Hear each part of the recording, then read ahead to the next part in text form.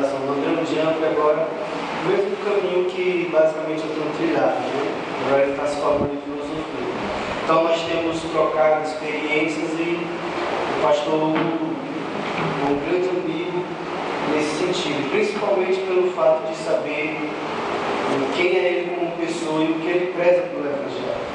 Então, neste momento, eu queria convidar o pastor Hugo a nos edificar na pessoa bendita do Espírito Santo de Deus. O pastor Hugo está oportunidade. Amém, irmãos. Graça e paz, boa noite. Vou usar aqui o celular aqui, que acho que está pequeno, brincadeira. David aí já me apresentou. Eu nos conhecemos na faculdade, temos feito amigos lá dentro. A gente tem muita similaridade, muita coisa que passa dentro do ministério, dentro da vida pastoral. Essa é minha esposa Débora, sou pai de 2 filhos, 2 filhas, na verdade, 3 cachorros e um cara. Ainda está meu sogro lá em casa para completar, né?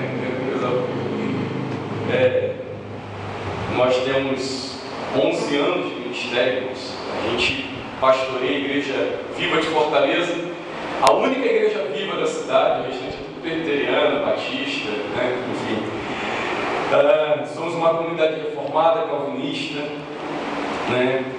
Saímos há uns anos atrás, né? Começamos a caminhada dentro de um seminário pentecostal. Estudei no STPC, fui coordenador do STPC, professor do STPC. Em 2012 comecei a fé reformada, nunca mais voltei atrás, né? Deus tem sido muito gracioso com a minha vida, muito gracioso com a minha família durante esses anos de caminhada, esses anos de pastorado. Sou do Rio de Janeiro, história eu acho que é muito bacana para casal. Conheci a minha esposa aqui em 97, vim passar um tempo na casa de um tio meu, que também é do Rio de Janeiro e mora aqui. Conheci minha esposa, voltei do Rio de Janeiro, ela foi para passar férias e nunca mais voltou. Ficamos lá por 7 anos, foi quando começamos, ela já tinha sido cristã e eu também, estávamos distanciados do Evangelho, fomos para uma igreja congregacional, onde passamos um tempo lá dentro, e aí então terminamos vindo para Fortaleza. Eu vim a trabalho por uma empresa chamada Renner, inaugurar aquela loja do Iguatemi em 2006.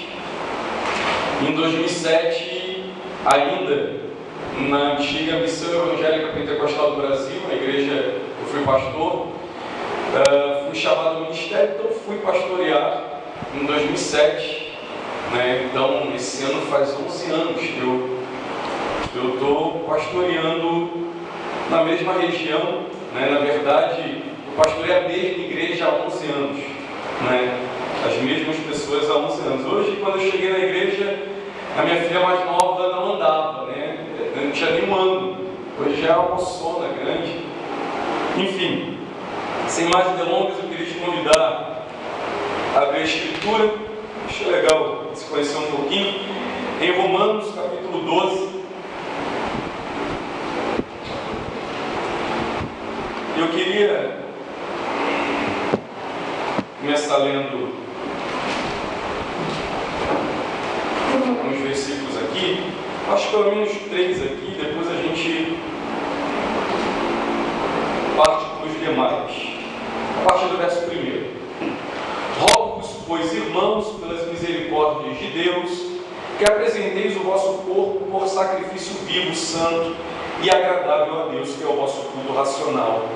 E não vos conformeis com este século, mas transformai-vos pela renovação da vossa mente, para que experimenteis qual seja a boa, agradável e perfeita vontade de Deus.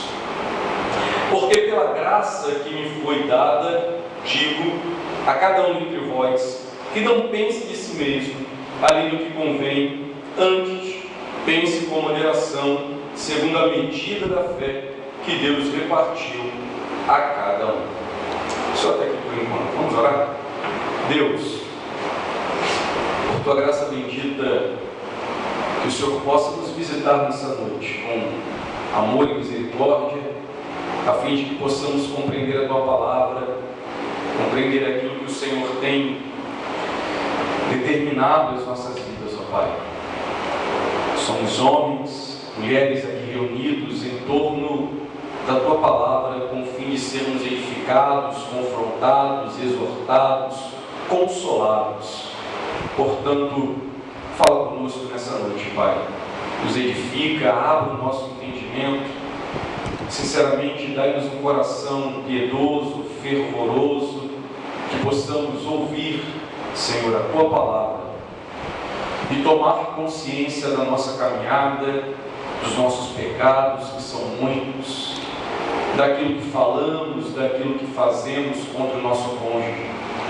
Nos ajuda nessa hora, Pai. Visita-nos e abre o nosso entendimento. Assim te oramos em nome do Teu Filho Jesus. Amém. Eu conversava com o pastor de vocês e falávamos sobre a questão de encontro de casais, de estudo para casais. E há certo tempo, quando eu trabalhava em cultos, em oportunidades como essa para falar para casais, eu sempre pensava em buscar um texto na Escritura que pudesse se encaixar com essa situação de casais. Então, normalmente você vai nos textos de 1 Coríntios, você vai nos textos de Efésios, normalmente são os mais usados para falar de casamento, para falar de família, vai usar exemplos de família. E o tempo passou e eu tive a oportunidade de amadurecer e perceber que parece que quando a gente vai falar para casal, a gente deixa de falar para o ser humano, a gente deixa de falar para o homem, a gente deixa de falar para a mulher. E na verdade, qualquer texto se aplica para as nossas vidas, porque a Bíblia toda precisa ser pregada ao ser humano todo. A Bíblia fala a todas as instâncias da nossa vida. A Bíblia fala a todas as dimensões da nossa vida. Talvez o problema seja nós, como homens, mulheres, aplicarmos aquilo que temos ouvido no púlpito às nossas vidas. Aplicarmos isso à nossa caminhada, aplicarmos isso ao nosso relacionamento de marido e mulher, mulher e marido. E é interessante, já reforçando isso, eu sempre fui um pastor que dei muita atenção à questão familiar, né? Muito presente em questões familiares. E eu acredito, não sei o que o pastor David passa aqui, mas que todos os problemas que enfrentamos na nossa vida e enfrentamos com casais são problemas de ordem escriturística, são problemas que envolvem entendimento da Escritura, ou mais do que isso, né? Vida prática na Escritura. E aí eu sou um apaixonado por Francis Schaeffer, né? Eu sempre digo que eu sou um calvinista schaefferiano. Por quê?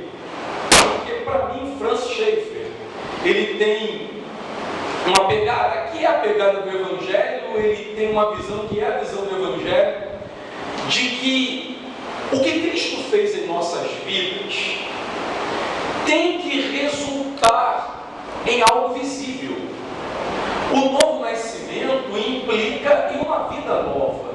A regeneração implica em uma vida nova.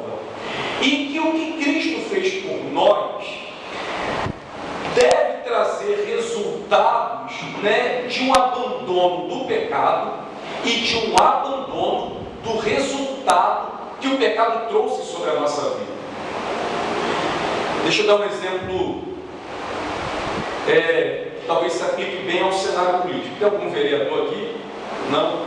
Eu vou falar mal dele. Então, supondo que você seja um vereador e você entrou na política, você conseguiu esse cargo por via, né, daquilo que tem sido o caminho normal para se conseguir um cargo político no país, né? Por compra de voto, fazendo toda essa politicagem horrível que nós nos deparamos dia a dia e que logo logo vai estar batendo na nossa porta, né, nesse período de eleição. E aí você comprou voto, você negociou, você fez uma série de coisas para conseguir chegar no poder e chegou. E aí você conheceu Jesus, né? Você foi alcançado pela graça de Deus. E aí todo aquele dinheiro de corrupção, tudo aquilo, toda aquela vida de corrupção que você viveu até o presente momento, deve ser abandonado, não é verdade? Claro que sim. Cristo entrou na sua vida, você tem que se libertar, você tem que fugir da antiga vida. Mas o problema foi que você chegou onde chegou por causa da mesma corrupção. Para uma visão sheiferiana de evangelho, e para mim a visão do evangelho, não basta você renegar toda a corrupção e falar: eu não me envolverei mais com corrupção. Você precisa abrir mão de todos os resultados que a corrupção trouxe sobre a sua vida. E isso provavelmente seria o quê? Falar: olha, eu abdico aqui da minha função, eu estou renunciando o meu cargo de político.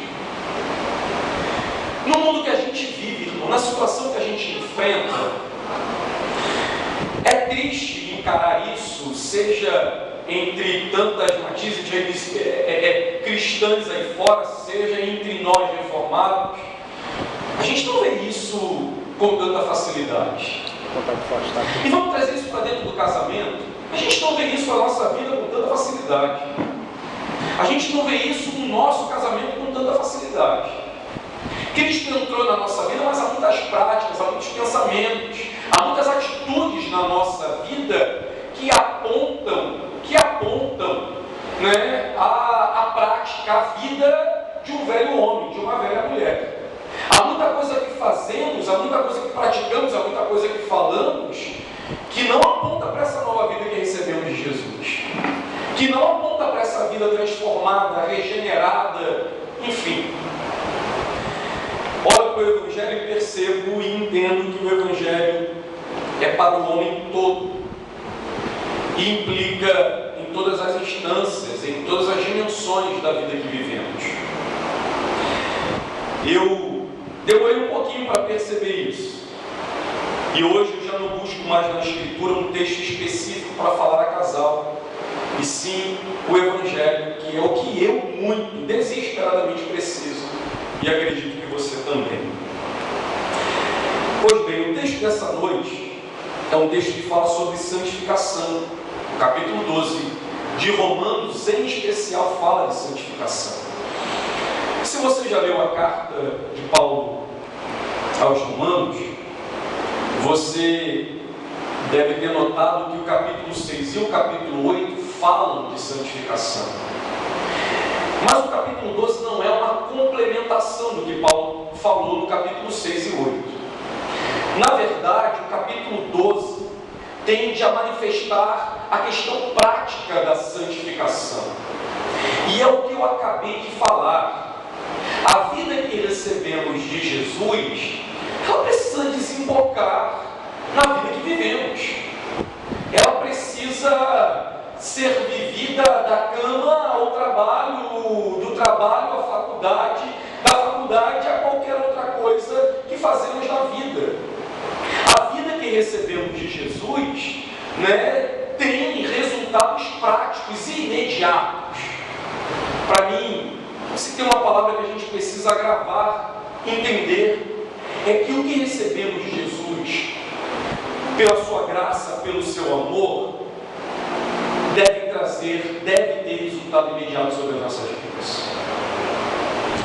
É interessante que o capítulo 12 tem essa questão prática da santidade, da santificação, os resultados dessa santificação. Então, olhando para o verso 1, e aí eu vou apresentar o verso 1,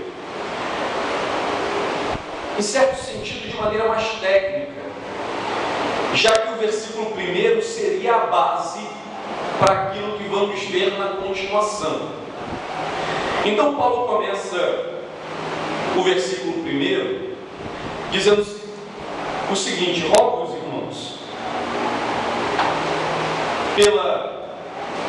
rogo-vos, pois, irmãos, pelas misericórdias de Deus, que apresenteis o vosso corpo por sacrifício vivo, santo e agradável a Deus, que é o vosso culto racional. A linguagem do primeiro versículo aponta para uma questão do Antigo Testamento, aponta para a ideia de sacrifício do Antigo Testamento, embora o apóstolo Paulo vá fazer clara distinção da ideia de sacrifício contida no versículo 1. Quando ele fala de sacrifício, e isso tende a remeter uma ideia do que os judeus faziam, ele aponta que esse sacrifício aqui, esse sacrifício que envolve vida cristã, é distinto. Porque os sacrifícios praticados pelos judeus envolviam morte. E esse sacrifício é um sacrifício que envolve vida.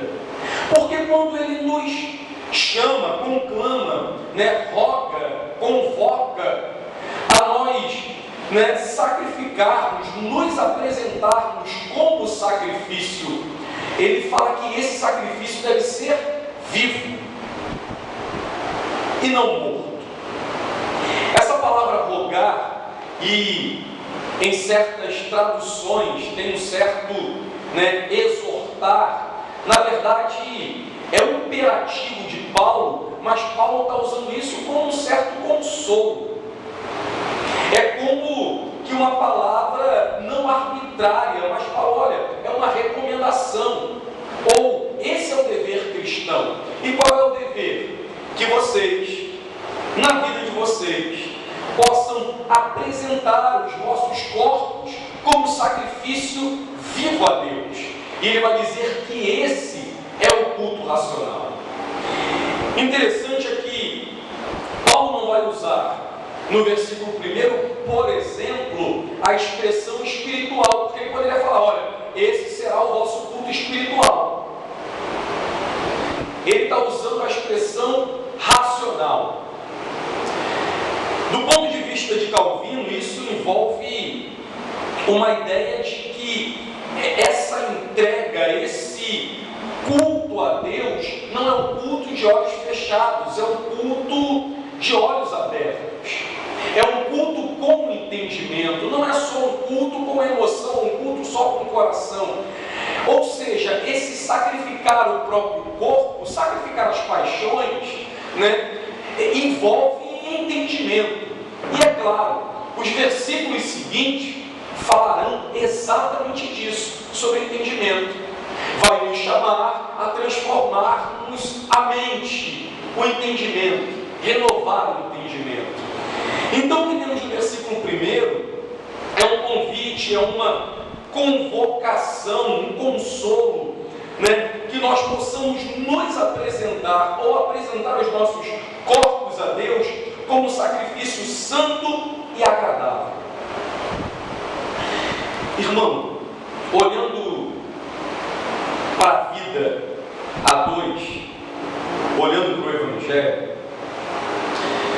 e aí volto a me dirigir ao pastor, não sei como é que ele encara isso, mas normalmente a instância da família, o espaço da família, é o lugar onde os pastores mais trabalham com relação ao Evangelho, no sentido de aconselhar, no sentido de muitas vezes apaziguar, no sentido de tratar os casais, de tratar famílias.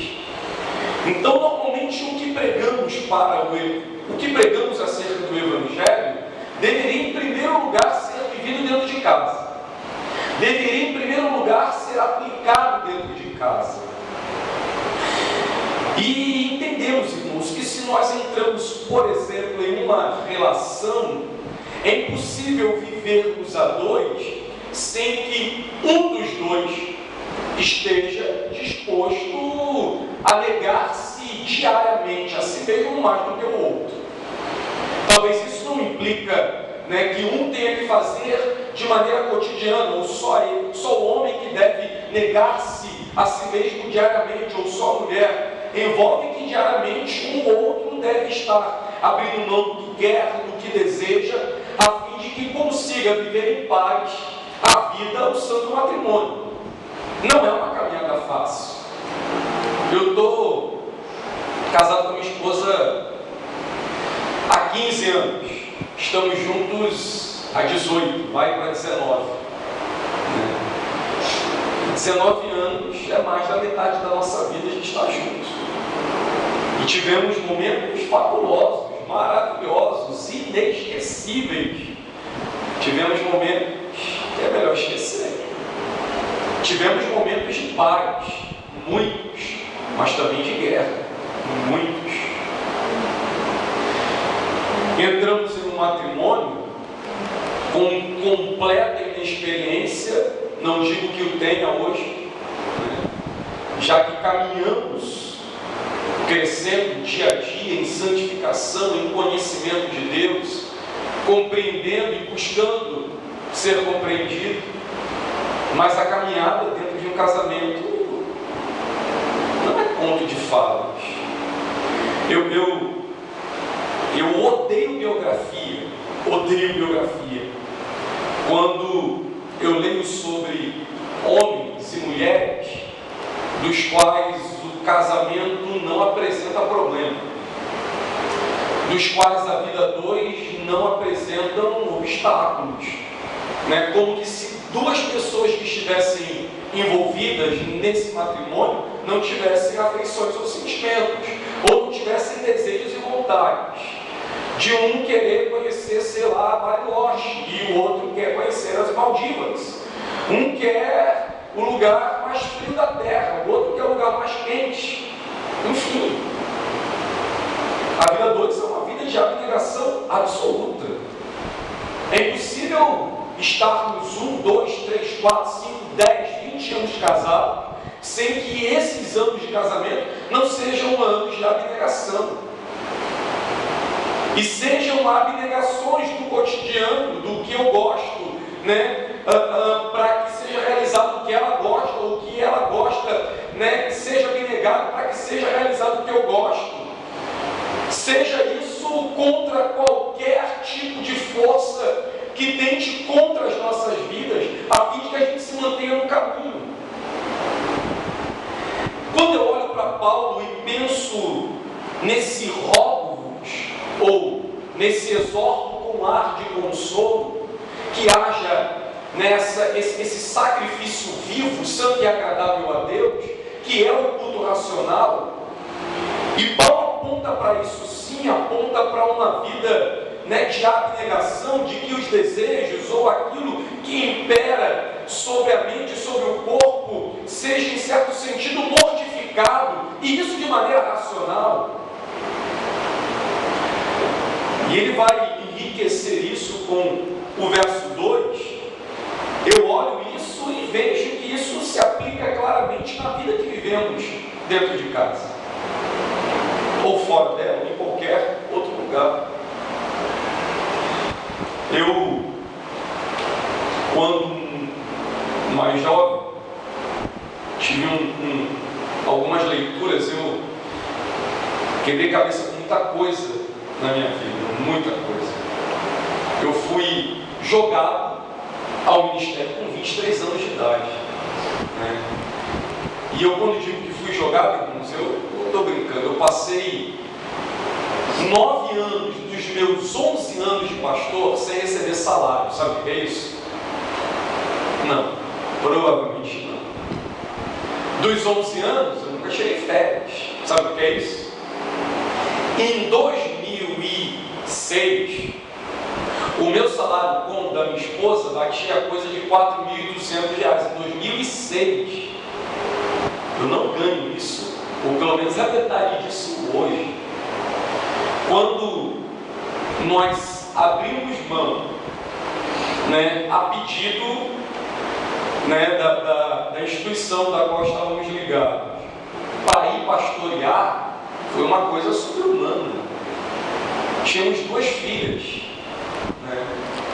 e leite, fralda. As minhas filhas pararam de usar fralda com menos de 1 ano. a gente não passou fome, a gente chegou a passar pão e ovo, né? Mas fome, ovo até hoje nossa alimentação é a base de ovo hoje. Mas nós passamos muitas dificuldades no ministério. E o início do ministério para a gente foi muito duro, porque tínhamos uma série de coisas e fomos para uma vida para cuidar de pessoas. E hoje pastorei uma igreja com 150 pessoas, irmãos, que 90% das pessoas, eu e minha esposa, ganhamos evangelizando. E daí as pessoas que foram vindo foram ganhando e trazendo novas pessoas a Cristo. E esse início de caminhada para nós foi um início muito duro. Foi um início muito difícil. Foi um início muito doloroso. A graça de Cristo foi maravilhosa na minha vida. Eu sou grato a Deus por algumas obras que eu li, já que eu não tinha nem quem pudesse me ajudar nisso. Mas eu li um livro do Augusto Nicodemos, que é aquele A Bíblia e Sua Família, né? Que eu acho que hoje saiu até com uma outra linguagem. E para mim, do meu ponto de vista, é o melhor livro que o Augusto Nicodemos já escreveu. O melhor livro que ele já escreveu, para mim, é o livro sobre família. Né? Que às vezes a gente está muito preocupado em defender tantos fundamentos teológicos, a gente está preocupado em bater em tanta coisa, e às vezes pouco preocupado em edificar quem está perto e que precisa ser edificado, e que precisa ser cuidado, que precisa ser tratado, e está clamando por socorro, e às vezes não sabe onde encontrar. Eu sei o quanto isso me ajudou. Né? Lembro de um episódio que aconteceu comigo. Eu peguei 2 livros do seminário, 2 livros que eram um livro para o homem e um livro para a mulher. Ele precisa saber, que bom que ela soubesse. Aí levei esse livro para casa, dei o livro para minha esposa, o livro para me ler. Tinha acabado de entrar no seminário em 2008. E aí deixei o livro lá uma semana, 2 semanas lá em casa, minha esposa não leu, e eu, com raiva, de madrugada, fui ler o livro. Na verdade, o livro que ela deveria ter lido. E quando eu li o livro, eu percebi que, na verdade, tudo que eu ouvi, que era para ela ter lido, era para mim. E eu percebi que muita coisa que eu fazia, faltava a vida prática do Evangelho. Faltava, entre o que eu pregava e o que eu vivia, faltava a vida prática do Evangelho. Faltava a prática dentro de casa. E eu não estou falando de coisa sobre-humana não, irmãos. Eu estou falando, por exemplo, a chateação, quer ver uma coisa bem tola, né? Não sei se o David já viu que eu ando com um estojozinho cheio de caneta dentro, né? Eu ando com esse estojo por causa de chateação. Toda vez que eu botava a caneta dentro do copinho de caneta, né, as canetas desapareciam. E eu, com pouca paciência, reclamava das canetas que desapareciam. Né? E as canetas apareciam, né, sabe-se lá onde, né? E toda vez que eu ia estudar, eu precisava de caneta e as canetas não estavam lá. E, irmãos, eu sou uma pessoa muito chata com organização. Muito chata com organização. Enfim, percebi que não adiantava estar brigando. A melhor coisa que eu tinha a fazer era resolver o problema comigo mesmo. Né? Não adianta eu estar falando se, na verdade, quem se chateia no final sou eu. Eu comprei um estojo para mim. Desde 2008 eu uso o mesmo estojo, né, para estudar. Aonde eu vou com a minha mochila, eu boto o meu estojo dentro. As canetas hoje ficam no copo, não desaparecem mais. Né? Vai adiantar estar quebrando cabeça por causa de caneta. Alguém precisa resolver o problema. E se eu reclamando o problema não resolve, então talvez quem tenha que mudar seja eu. Né? E rever aquilo que eu posso ser paciente, benevolente, compassivo, e estou falando e não vivendo. Há situações na nossa vida que nós precisamos mudar e que nós apontamos o tempo inteiro para que o outro faça. E aí a gente fica naquele dilema entre o que lemos no Evangelho e o que vivemos no Evangelho. Se você já leu Francis Schaeffer, e talvez seja isso que eu muito me identifico com o autor, é que a crise de Schaeffer é exatamente uma crise prática. A crise de Schaeffer, por exemplo, aos reformados de sua época, ele falava o seguinte: falta nos calvinistas da sua época o dom do amor. não amam, não vivem a realidade do amor, de modo que não estão dispostos a viver o Evangelho como o Senhor Jesus nos entregou, como os apóstolos nos entregaram. Eu olho para o texto, para o verso 1, e percebo que há uma convocação a sacrificarmos de maneira consciente, e esse é o culto racional a Deus. E no verso 2 ele vai dizer: não vos amoldeis, dependendo, claro que da tradução. Essa que eu uso aqui diz o seguinte: e não vos conformeis com este século, mas transformai-vos pela renovação da vossa mente, para que experimenteis qual seja a boa, agradável e perfeita vontade de Deus.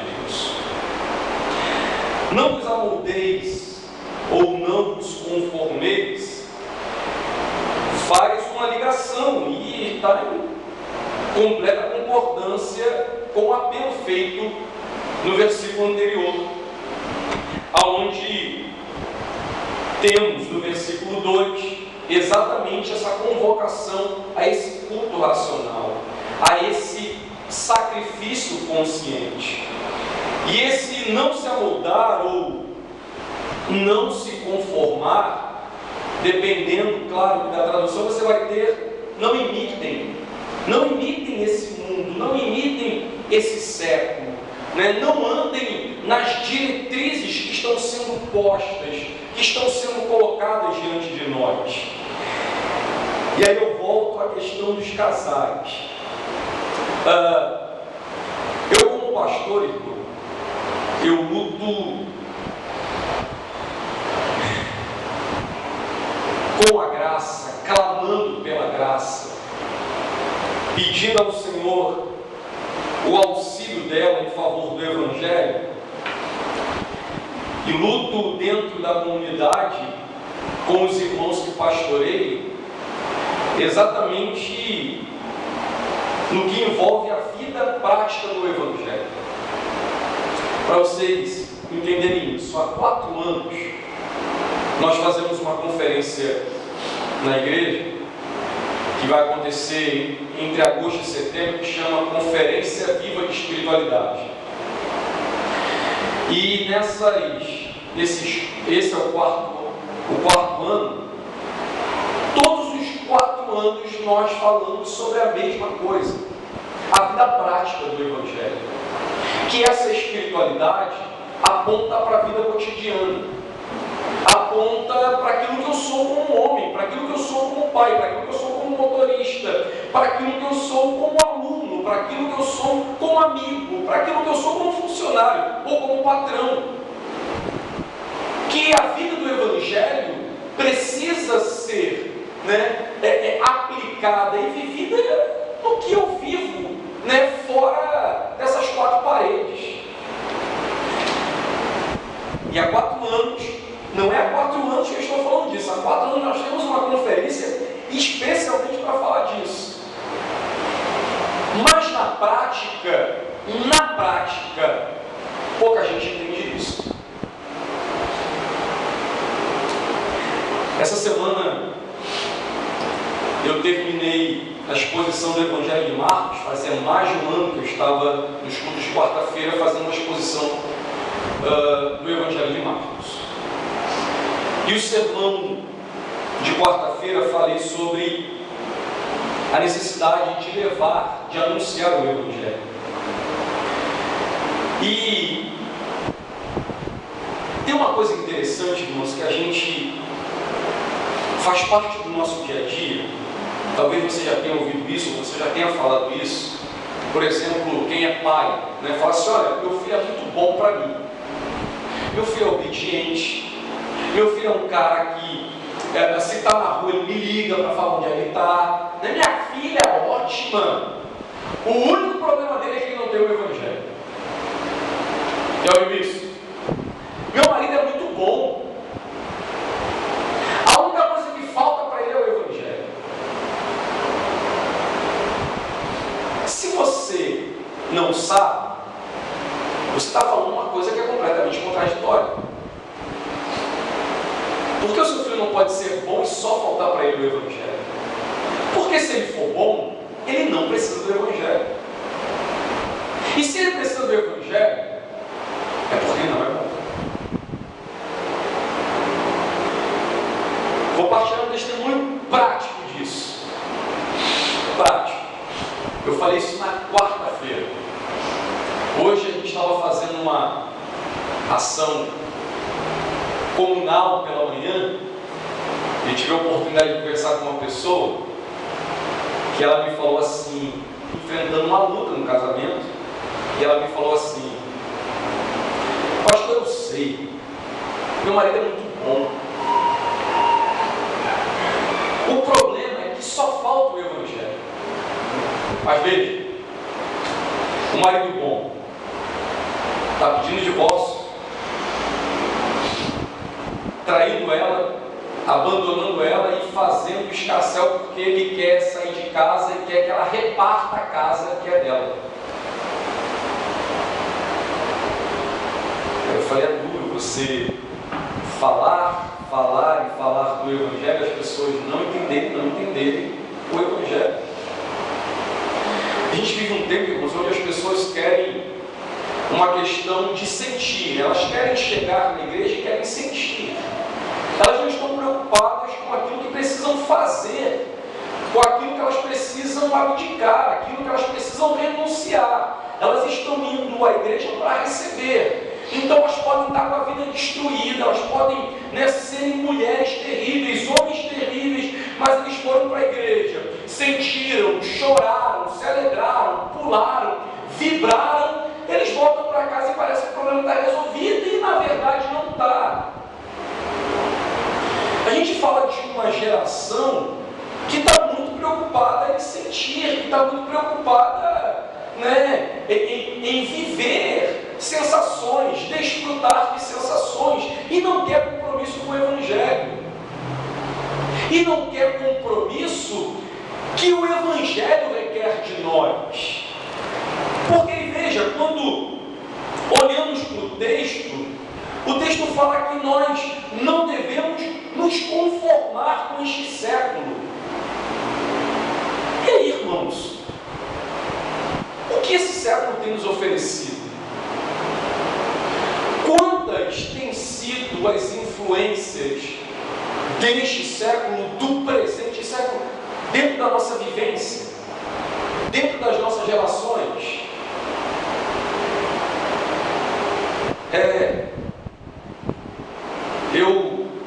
Eu olho para as redes sociais, eu olho para o mundo virtual, que em certo sentido, para quem tem por demais prazer nisso, tende a gerar um abismo de distância entre pessoas que vivem debaixo do mesmo teto.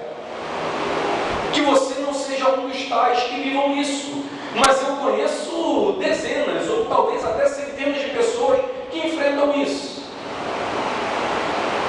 O problema de se relacionar por meio de aplicativo, manter toda a conversa ou toda a relação por meio de um processo virtual, viver uma vida de faz de conta por conta dos meios que estão sendo postos. E de fato, irmão, é muito mais fácil ser um cristão reformado, postando mensagens reformadas contra segmentos pseudo-cristãos, do que viver a fé reformada na prática. É muito fácil. Fui pentecostal, e quando digo fui pentecostal, para você entender, eu fui defensor roxo do Silas Malafaia. Falasse mal da minha mãe, mas não falasse do Silas Malafaia. Eu conheci a fé reformada no seminário, com alguns professores muito bem malas, que me zoavam sobre o calvinismo. Eu, arminiano, sem mesmo sem nem saber o que era o arminianismo, mas era altamente confrontado com os calvinistas de plantão em um seminário pentecostal que eu estudava. Em 2011, eu fui para a consciência cristã, passando uma luta gigantesca na nossa vida, assim, que envolvia o seminário. Fui para a consciência cristã. Na consciência cristã, eu já conheci o seu chefe, eu conheci o Augusto Nicodemos. E passei de quinta a terça-feira, para mim foi uma das melhores consciências que eu fui, no hotel chamado Garden, tendo uma conferência de manhã com Augusto Nicodemos e o seu chefe, e à tarde com um cara que escreve a introdução bíblica, o Norman Geisler, né? E eu saí de lá com uma coisa na cabeça. E aí, escuta só que coisa interessante. Quando eu queria saber o que era o calvinismo, tudo que eu ouvia era pedrada e zoação da rapaziada, dos professores. E eu fazia perguntas bem tipo, os seminaristas perguntam, eu não tinha coragem de um auditório com 400 pessoas botar o meu nome, ou perguntar, né, por mim mesmo. E aí quando as perguntas chegavam lá, a rapaziada ria desse auditório durante essa semana, mas o doutor Augusto e o seu chefe respondiam com toda clareza, com toda paciência. E quando as palestras paravam, a gente tinha acesso a eles e nós almoçávamos juntos. E no meio da semana, desses dias, eu falei assim, cara, eu menino, isso tem o quê? 2011, sei lá, 6 anos, 7 anos, 8 anos, sei lá. Eu falei assim, cara, se esse Calvino for metade do que esses caras são, cara, isso aqui tá muito, isso é muito sério. Eu vou estudar isso. Foi da onde a minha vida começou a mudar. Em 2012 eu terminei o seminário entrando no André Eugênio. E aí eu já tinha, em 2012, eu já pensava, né, de um ponto de vista reformado, não tinha uma fé reformada. Isso estava em construção, como eu acredito que ainda hoje está, né, crescendo e crescendo mais. E eu fui ler tudo que podia ler. Tudo que me era posto para ler, eu lia. E eu pensei numa coisa: eu não quero viver um calvinismo, né, de palavras. Eu não quero ser um calvinista de palavras. Eu não quero ser um calvinista que esteja preocupado em tirar pessoas de igrejas pentecostais, né, pregando contra tudo aquilo que os pastores dela nos ensinam. Eu não estou aqui para fazer isso com ninguém. Eu não estou aqui para converter ninguém ao calvinismo, né? Eu não acredito nisso. Eu acredito na salvação por meio da graça e acredito que isso vem por meio da Escritura. E se tal pessoa conhecer o Evangelho, e se eu puder ser o caminho, né, para que ela entenda, se eu puder ser, um instrumento de Deus para que ela entenda o Evangelho, amém por isso. Mas não sou eu que vou rebatê-lo, que vou falar, sai de onde você está, né? E não vou zoar e estar, desculpa a expressão, sacaneando ninguém com isso. Não vou fazer o papel, né, esse papelão. E desde então, irmãos, sempre fiz. Não tenho rede social nenhuma, exatamente para mim não me contrariar. Porque provavelmente se eu tivesse, eu estaria fazendo tudo o que aquelas pessoas que eu dizia que faziam contra mim, eu fazia. Respondendo e criticando e apresentando por meios teológicos e bem fundamentados o que é a fé reformada contra aquilo, né, que não é cristianismo. Eu me comprometi em entregar a Cristo esse crucificado, né, aos que querem e aos que não querem ouvir. E aprendi, acima de tudo, que a melhor maneira de fazer isso, irmão, é vivendo o Evangelho. É vivendo a simplicidade simplicidade e a verdade do Evangelho em todas as instâncias da nossa vida. E quando eu digo viver, isso não é uma fórmula mágica, não é tão fácil. Quando eu digo viver, digo sacrificar-se, digo abrir mão de quem somos, do que pensamos, do que acreditamos, a fim de buscar viver a verdade do Evangelho nos nossos relacionamentos ou em tudo que fazemos. Sem querer se aproveitar do outro, se colocar sobre o outro, tirar do outro o que não nos pertence, estar dispostos a mais dar do que receber. Enfim, o convite que temos no texto envolve claramente não imitarmos as práticas do mundo. Portanto, irmãos, tenhamos cuidado com aquilo que está sendo posto diante de nós. Sabe o que é interessante? As pessoas têm fórmulas quase que perfeitas para casamento feliz. As pessoas têm diversos conselhos para casamento feliz.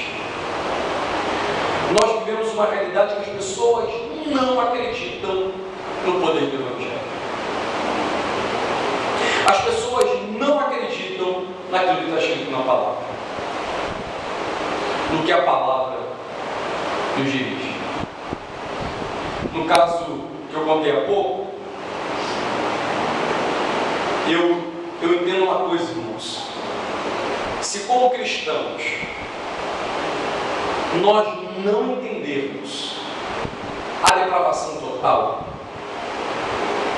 você não entende nenhum dos outros pontos do calvinismo. Você sabe o que é depravação total? Se você não entender isso, você não sabe como lidar com o seu marido ou com a sua esposa. E se você for um cristão, uma cristã, e você tem um marido descrente, uma esposa descrente, e você não sabe o que é depravação total, certamente você não sabe lidar com esse esposo ou com a esposa descrente.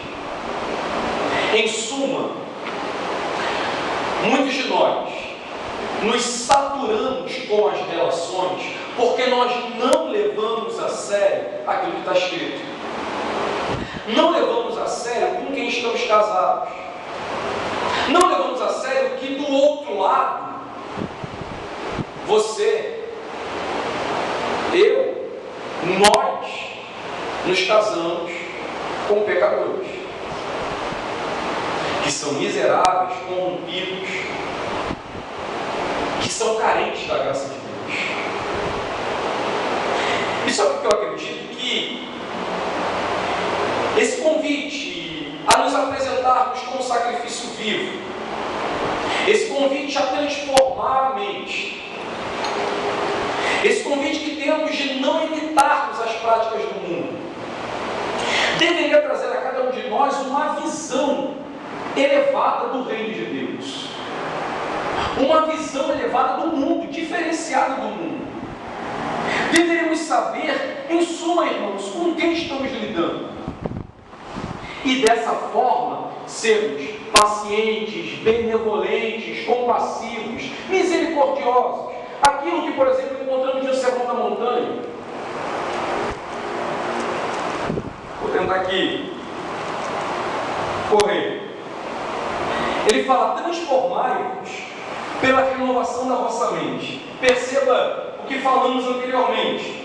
O culto racional caminha para um não conformismo com as práticas do nosso século. Eu gosto de um livro que fez parte da minha caminhada,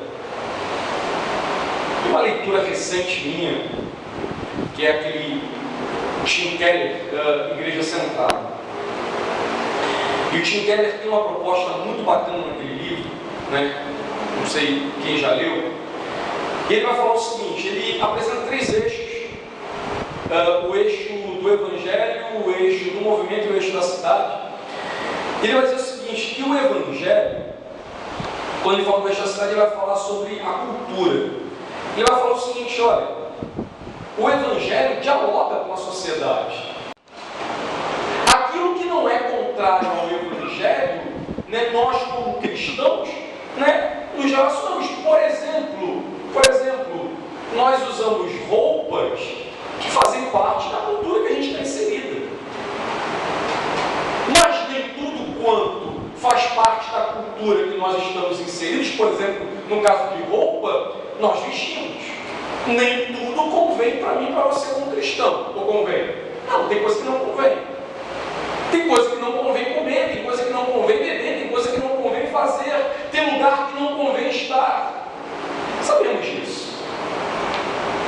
Aquilo que é contrário ao Evangelho, nós confrontamos com o Evangelho. Portanto, quando Paulo fala sobre esse afastar-se, não imitar, não conformar-se, né, com o presente século, ele está falando exatamente daquilo que é contrário, né, a esse culto racional. E esse convite a esse afastamento implica em uma mente elevada, implica em uma transformação pela renovação da mente. E aí, olha que coisa interessante. Se no primeiro momento, Paulo está no versículo anterior falando que precisamos sacrificar, né, o corpo como sacrifício santo e agradável a Deus, Paulo não está dizendo, não está limitando aqui o culto, a vida com Deus, né, as questões externas, emocionais, afetivas, sentimentais. Quando nós o vemos dizendo que transformai-vos pela renovação da vossa mente, a gente precisa levar em consideração, por exemplo, o que Calvino diz. Ele fala que o conhecimento da vontade de Deus equivale a uma genuína e verdadeira, uma genuína e verdadeira sabedoria. Que conhecer a vontade de Deus por essa mente transformada envolve uma sabedoria genuína e verdadeira, diferente da que está sendo difundida no mundo, da que está sendo oferecida no mundo e que muitas vezes nós aderimos e abraçamos.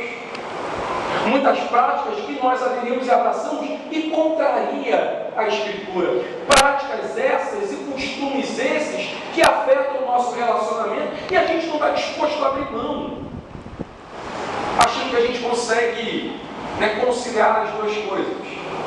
O que queremos com a boa, perfeita e agradável vontade de Deus. Enfim, eu olho para o que o texto diz, e falando de santificação, Paulo vai para a questão prática, nos fazendo lembrar que se o corpo é oferecido como sacrifício santo e agradável a Deus, que é o nosso culto racional, precisamos também tomar consciência e rejeitar aquilo que possa imperar sobre a nossa mente e coração, de maneira a ter uma mente transformada, renovada. Mente essa que há de nos fazer avançar ou experimentar a boa, agradável e perfeita vontade de Deus. Qual é, afinal, a boa, perfeita e agradável vontade de Deus?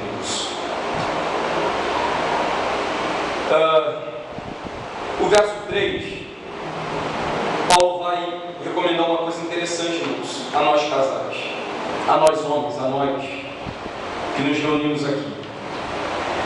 Porque, pela graça que me foi dada, digo a cada um entre vós que não pense de si mesmo além do que convém, antes pense com moderação, segundo a medida da fé que Deus repartiu a cada um.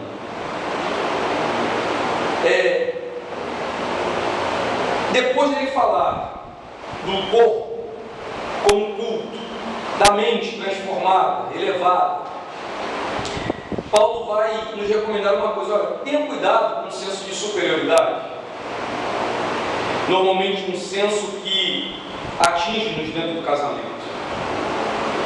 Quando olhamos para esse versículo, a gente percebe que, em certo sentido, o senso de superioridade, muitas vezes ele é vivido e encontrado dentro dos nossos lares. Quando você erra, ou ela erra, não assumindo os próprios erros, lançando sobre o outro a responsabilidade do erro que cometeu, lançando sobre o outro a responsabilidade de fazer o que fez. Eu encaro isso diariamente aconselhando pessoas que dentro do casamento, irmãos, são incapazes de olhar para si e reconhecer o que são e o que fazem dentro da relação. O que praticam e o que dizem e o que pensam e como agem dentro da relação e o quanto isso é nocivo para a própria relação. Mas o tempo inteiro estão esperando que o outro assuma o problema e que faça e que mude. O problema parece que é sempre dos outros. Paulo recomenda: olha, porque pela graça que me foi dada, digo a cada um dentre vós, que não pense de si, além do que convém.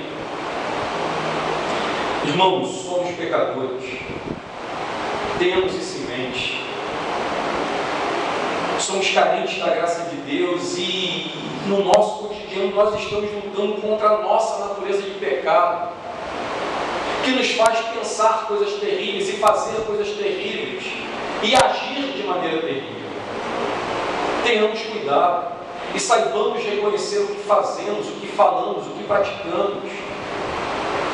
Sejamos cristãos coerentes com aquilo que recebemos como Evangelho e lutemos por vivê-lo. E caminhando literalmente para o fim, eu queria ir para a questão mais prática, aonde todo esse ensino introdutório do capítulo 12 vai desembocar no verso 9, aonde Paulo nos dá uma resposta prática a tudo. O amor seja sem hipocrisia, detestai o mal, apegando-vos ao bem, amai-vos cordialmente uns aos outros com amor fraternal, preferindo-vos em honra uns aos outros. Deixa eu falar aqui uma coisa.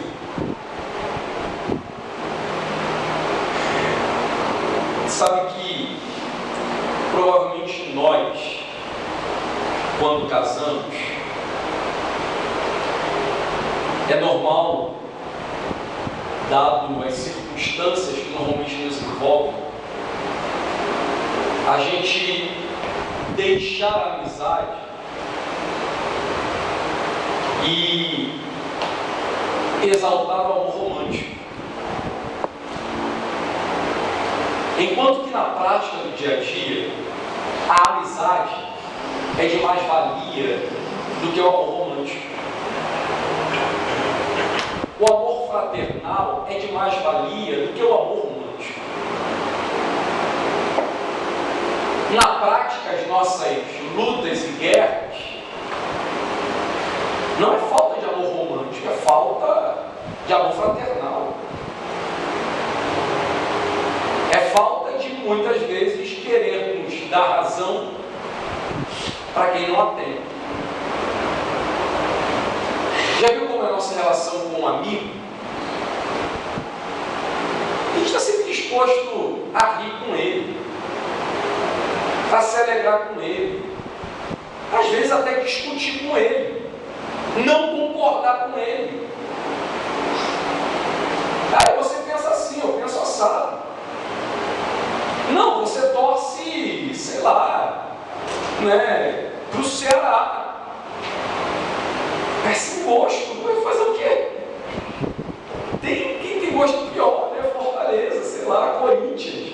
Claro, sou flamenguista, né?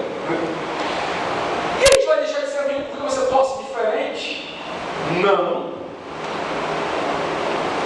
Mas a gente briga no casamento, e quando eu digo a gente discute no casamento, porque a esposa pensa diferente, porque o marido pensa diferente. E muitas vezes essa diferença, né, tende algumas vezes a apontar para um divórcio. A solução muitas vezes a solução com o meu amigo que pensa diferente não é me afastar dele.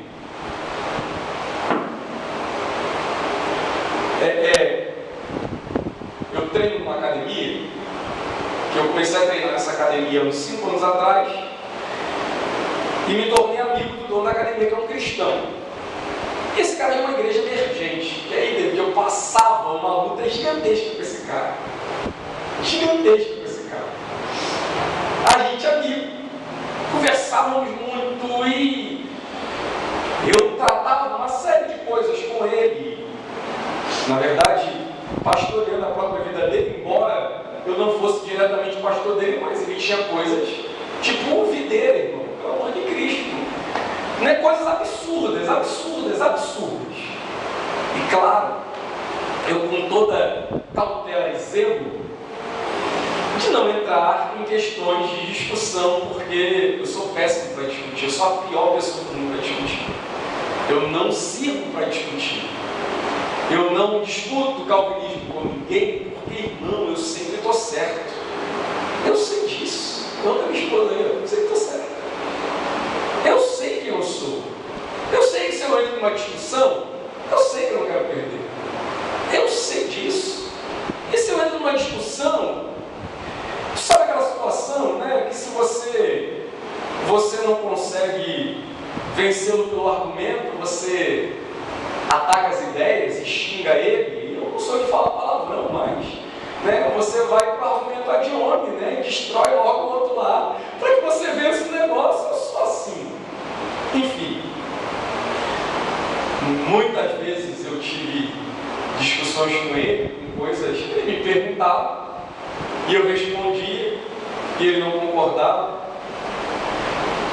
A pior delas foi, ele me convidou para ir na igreja, e eu disse que não muitas vezes, e um certo dia ele chegou lá em casa e falou, vamos.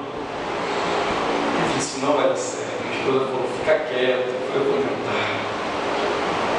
eu fui e vi um culto, alguém que não era certamente o Deus da Escritura, um movimento que não era um culto ao Deus da Escritura, a Cristo. E eu saí de lá calado. Até que chegando em casa ele me perguntou, o que você achou do culto? Eu tenho duas opções, ou eu minto ou eu falo a verdade. Eu falei, Paulo, eu já convidei muitas vezes para você participar de um culto bíblico, onde o centro é a palavra. E a primeira coisa que ele presumiu foi, você está dizendo que a minha igreja não é bíblica? Eu não estou dizendo isso, estou afirmando. E aí, então a gente foi conversar e o negócio ficou muito chato, né? Até que no final, claro, eu sei que eu vou me ceder porque eu acredito certamente. Eu falei, olha, é melhor a gente não conversar sobre isso, né? Porque, olha, Paulo, eu acredito nisso.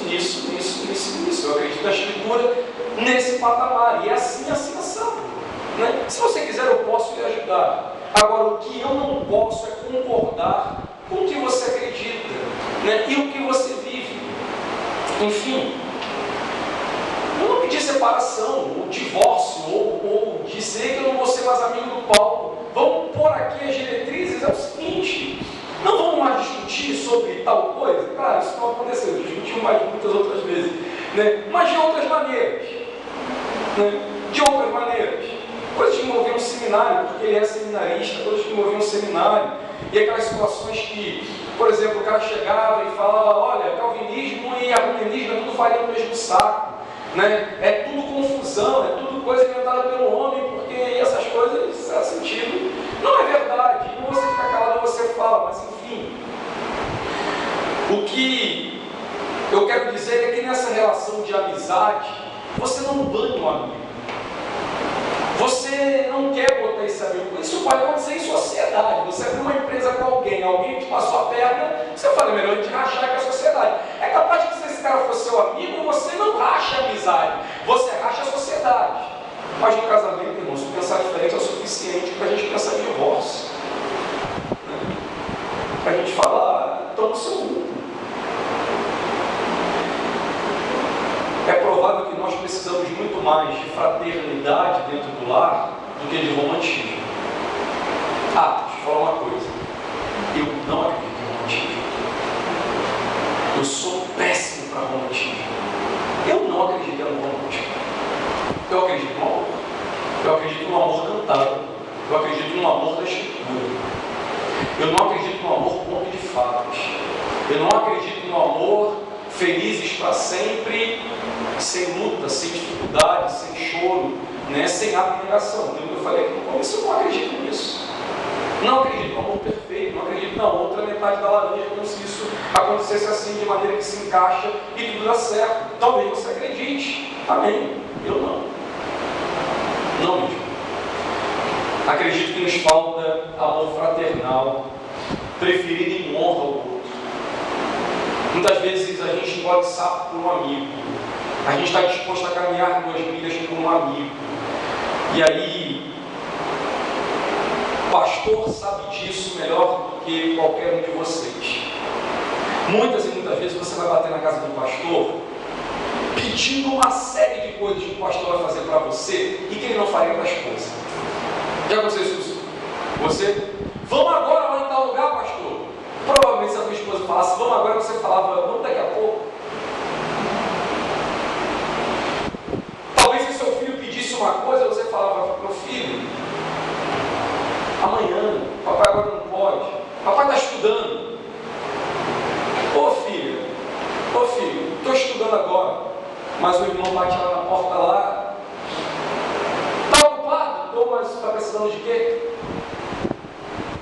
Esse dar em honra um ao outro, que nem sempre acontece na prática da relação.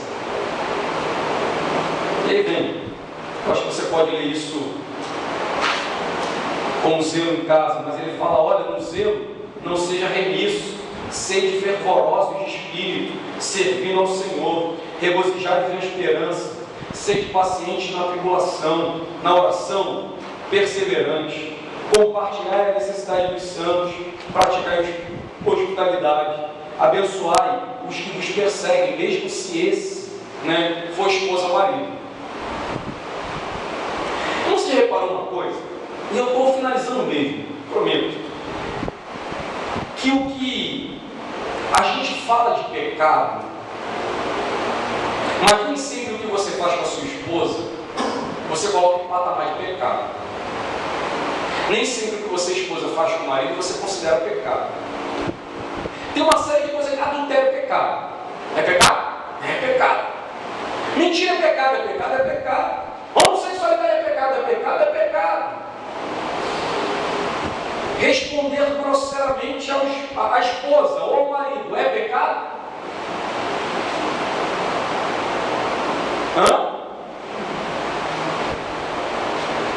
Ira, raiva, desprezo é pecado? A gente não olha assim no casamento. E eu não estou falando de você que é a vítima. Não é porque se minha esposa está fazendo alguma coisa comigo, é claro que eu sei que é pecado. Ora, é ela que está fazendo. Mas não sou eu que estou fazendo.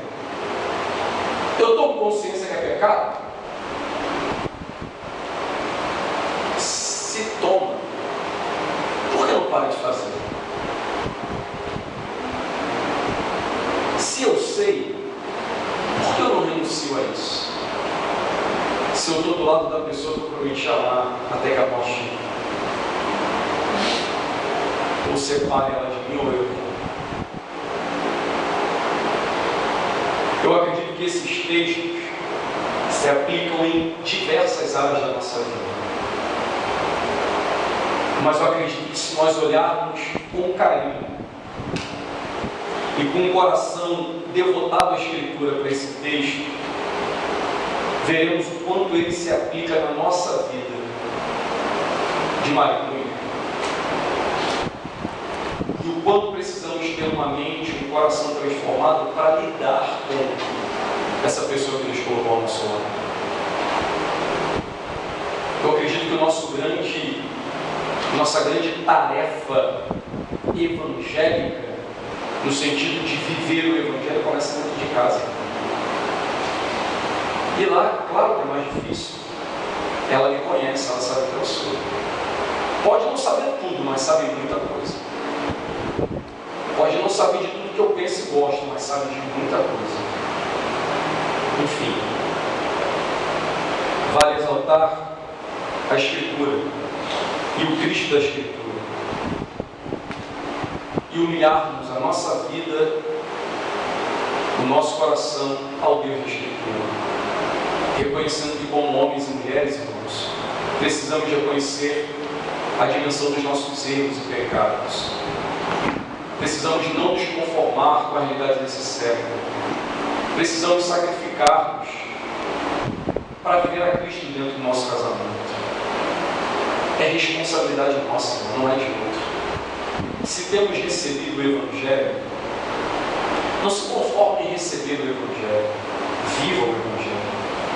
Viva a Escritura.